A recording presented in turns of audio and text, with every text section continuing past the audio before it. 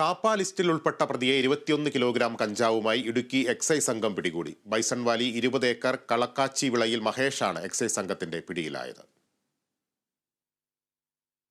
വിൽപ്പനക്കായി ആന്ധ്രയിൽ നിന്നും എത്തിച്ച 21 കിലോഗ്രാം ഉണക്ക കഞ്ചാവാണ് ഇടുക്കി എക്സൈസ് സംഘം കുഞ്ചിത്തണ്ണി എല്ലക്കലിലെ വാടക വീട്ടിൽ നിന്നും പിടികൂടിയത്.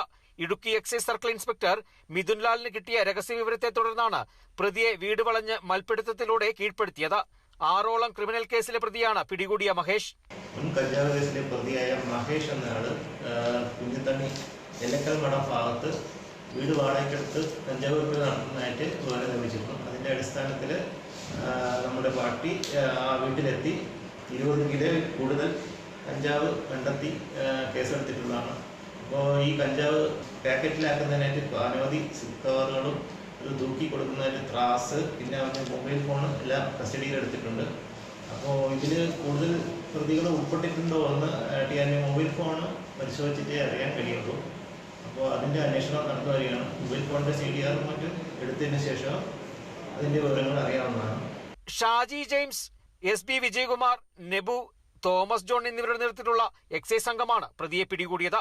പ്രതിയെ കോടതിയിൽ ഹാജരാക്കി റിമാൻഡ് ചെയ്തു. Kerala vision news, Idukki.